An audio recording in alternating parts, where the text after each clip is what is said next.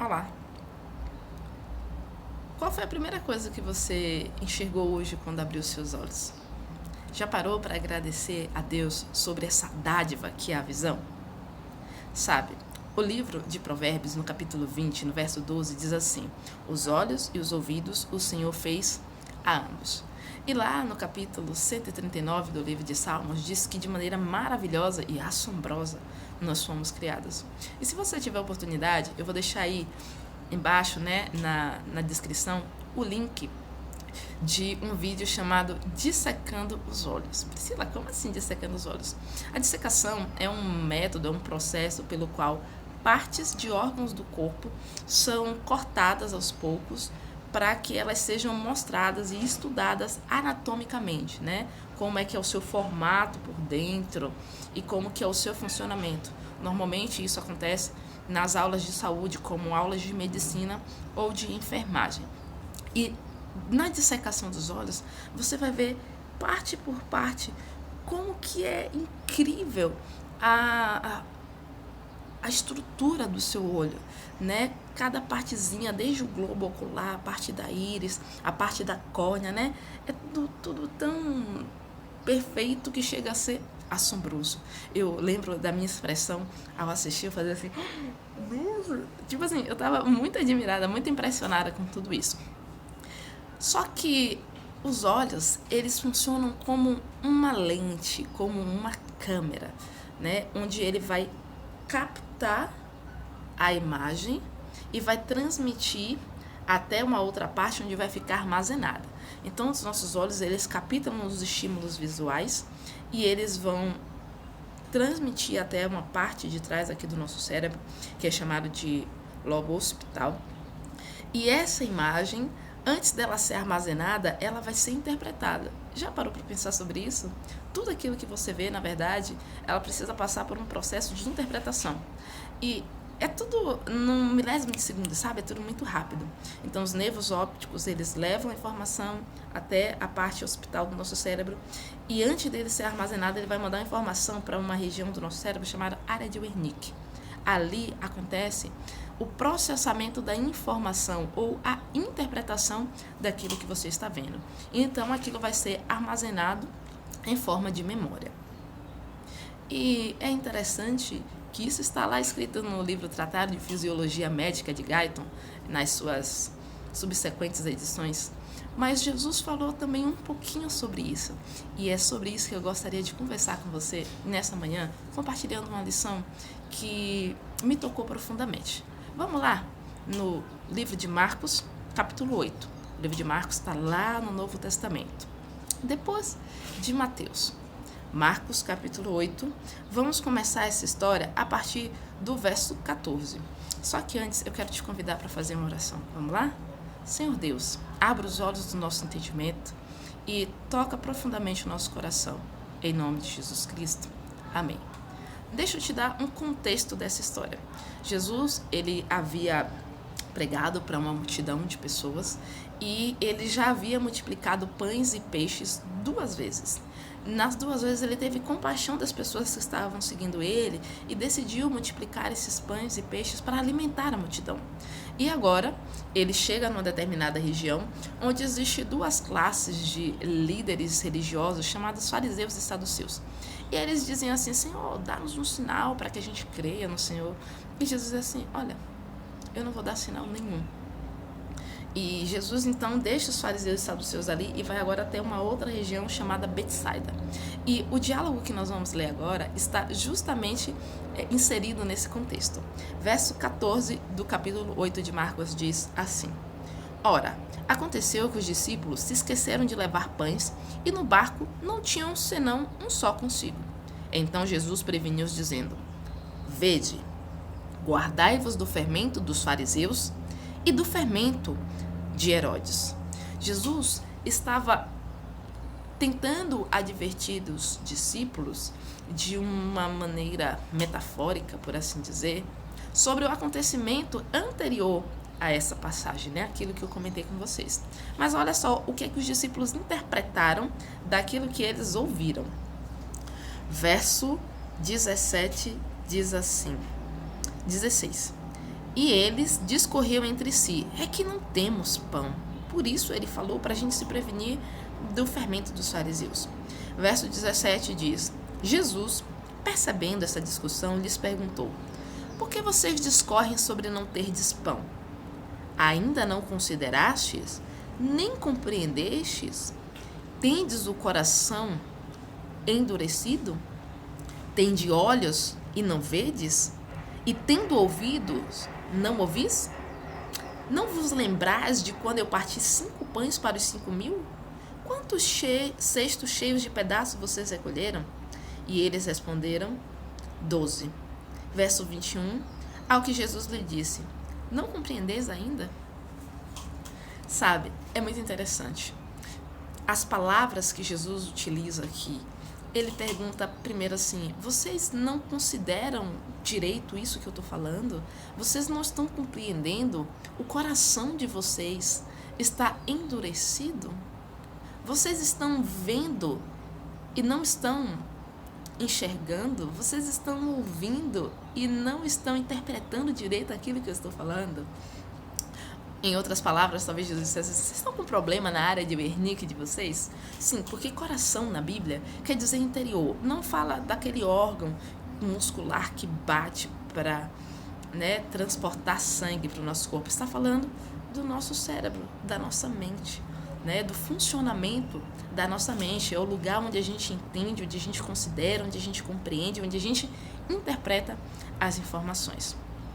E os discípulos, eles haviam ouvido algo e não tinham interpretado direito. Eles tinham visto um acontecimento e eles não estavam interpretando direito. Por isso Jesus perguntou se eles estavam com o coração endurecido. Sabe, a história que vem a seguir traz uma lição de grande esperança para a gente. Vamos lá? Verso 22. Então chegaram a Betsaida e lhe trouxeram um cego, rogando-lhe que o tocasse. Essa é a primeira lição que eu achei muito profunda para a minha vida e que talvez seja útil para a sua vida. Havia um homem que era cego. Aqui não diz há quanto tempo ele era cego, mas aqui diz que outras pessoas trouxeram esse homem até Jesus e rogaram que ele o tocasse. Sabe, aquele cego, ele não conseguia ir até Jesus por si mesmo. Outras pessoas o levaram até Jesus. Eu não sei se essas outras pessoas faziam parte da sua família, se eram seus amigos ou apenas seus vizinhos. Eu não sei se foram essas pessoas que rogaram ao cego que fosse lá, que contaram para o cego sobre Jesus, o que provavelmente deve ter acontecido. Mas a gente vê aqui 2 coisas importantes. A primeira: alguém levou esse cego até Jesus. A segunda: esse cego se deixou conduzir até Jesus. Ele acreditou que era possível encontrar a cura. Captou essa lição? Preste atenção. Ele se deixou conduzir e alguém conduziu ele até Jesus. Vamos para o próximo verso. Verso 23. Jesus, tomando o cego pela mão, levou para fora da aldeia e, aplicando-lhe saliva aos olhos, impôs as mãos e perguntou: você vê alguma coisa? E este, recobrando a vista, respondeu: eu vejo homens, porque como árvore os vejo andando. Então, novamente lhe pôs a mão nos olhos e ele, passando a ver claramente, ficou reestabelecido e tudo distinguia de modo perfeito. Jesus está falando aqui sobre um cego literal, alguém que tinha algum problema nas suas lentes. Por exemplo, você não está me enxergando direito, né? Porque tem alguma coisa que está embaçando ali a sua visão. Quando eu retiro, você consegue ver nitidamente. Deixa eu colocar um plástico aqui agora. Talvez você enxergue, tá um pouquinho embaçado, né? E aí agora você consegue enxergar nitidamente. Só que esse é um problema na lente. Por exemplo, existem pessoas que têm problema de astigmatismo, que é um problema em que a luz afeta, né, essa lente que são os nossos olhos. Você tem problema de hipermetropia, né, que tem a ver com a distância que você vai enxergar. Você pode ter um problema de glaucoma, que é quando a pressão no seu globo ocular ela aumenta muito. Você pode ter um problema de glaucoma, você pode ter um problema de catarata. Enfim, você pode ter também a cegueira física, que é um problema na lente que te impede de enxergar. E Jesus, ele fez um milagre na vida desse cego, literal. A primeira coisa, a gente viu que foi, o cego se deixou levar. Ele teve esperança de que havia cura para ele. Ele também estava consciente de sua verdadeira condição. Do contrário, ele não teria ido buscar cura. Você concorda comigo? A outra coisa é que ele se deixou guiar por outras pessoas que conseguiam enxergar melhor do que ele. E essas pessoas, elas não tentaram fazer o cego enxergar. Elas levaram esse cego a alguém que tinha a solução para esse problema. Então, a primeira lição que a gente aprende aqui, agora trazendo para a cegueira mental que a gente viu nos versos anteriores, muitas vezes nós temos uma cegueira mental e nós não nos damos conta disso. O primeiro passo para a cura é reconhecer que não conseguimos enxergar distintamente. E quando nós reconhecermos, nós iremos buscar então ter a visão restabelecida. A segunda coisa é que ele não foi sozinho, ele precisou de alguém que enxergava melhor do que ele para que ele fosse conduzido até a solução. Então, às vezes, nós, quando tivermos uma consciência da nossa cegueira, nós talvez precisaremos buscar a ajuda de pessoas que tenham um discernimento maior e que não nos façam enxergar, porque as pessoas não podem nos fazer enxergar, mas elas podem nos levar a alguém que pode nos fazer enxergar. E essas pessoas podem não somente nos levar até Jesus, mas podem também rogar a Jesus por nós. Olha que coisa bonita, né? Se você não for a pessoa que tem essa falta de discernimento, de compreensão, talvez você conheça alguém que passa por isso. E tentar consertar essa pessoa não é a solução. Você precisa conduzir essa pessoa até quem realmente tem a solução, e você precisa rogar a Jesus por essa pessoa, para que ela possa ter a sua compreensão esclarecida. Bonito, né? A segunda lição que a gente aprende aqui é que Jesus tomou ele pela mão e retirou ele do lugar onde ele estava e levou ele para outro lugar. Então, esse cego primeiro foi levado de um lugar para o outro pelas pessoas, e depois ele foi levado por Jesus até um outro lugar ainda, para que ele pudesse ser curado. Sabe? Talvez Jesus, para te curar ou para curar outra pessoa, precisará nos mover de lugar, te levar de um lugar para o outro. Por isso, quando algumas mudanças, sejam elas físicas, né, geográficas ou de circunstâncias acontecerem na sua vida, talvez seja a oportunidade do Senhor te curar, te trazer uma compreensão mais distinta. A terceira lição importante é que Jesus, quando ele tocou os olhos do cego pela primeira vez, ele estava enxergando as coisas embaçadas. Jesus poderia ter curado ele de uma vez só, talvez, eu acredito. Mas talvez essa história esteja aqui para nos dar uma lição, né? Que quando Jesus abre os olhos do nosso entendimento, talvez no começo a gente enxerga as coisas meio embaçadas, como árvores. Mas isso não quer dizer que Jesus não começou a curar. Não é legal isso? E Jesus, ele precisou tocar ainda uma segunda vez. Jesus, ele pode te tocar através das circunstâncias, ele pode te tocar através da palavra, ele pode te tocar através do Espírito Santo. E com esse toque, ele te leva a enxergar as coisas de uma maneira diferente, até que você possa enxergar de uma maneira mais distinta. E isso traz uma lição tanto para você, como a sua cegueira do seu entendimento, quanto quem esteja tendo a cegueira seja outra pessoa. Como assim?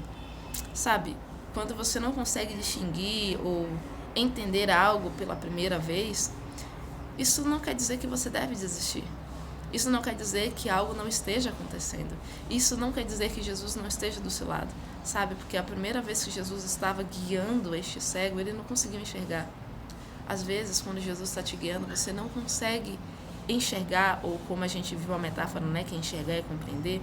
Talvez você não consiga compreender interpretar direito esse guiar, esse conduzir de Jesus na sua vida.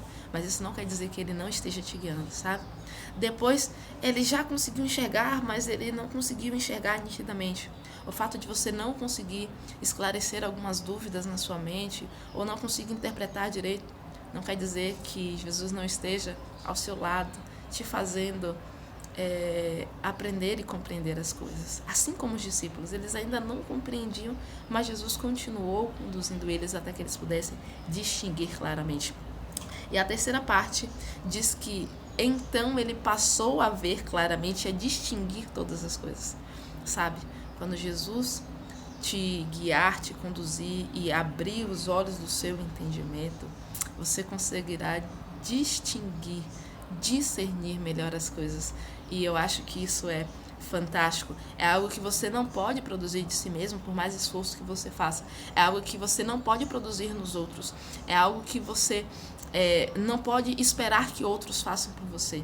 Mas existe algo que você pode fazer, que é se deixar ser conduzido até Jesus.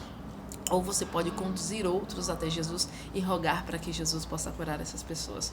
Bom, eu achei essas lições muito interessantes para a minha vida e talvez seja útil para você. Espero que ela possa falar à sua consciência, possa falar ao seu entendimento e que você possa interpretar da maneira que for mais conveniente.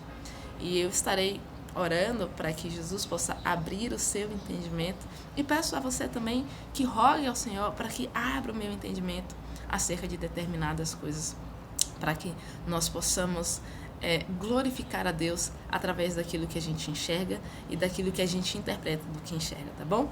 Um grande abraço, tchau, tchau.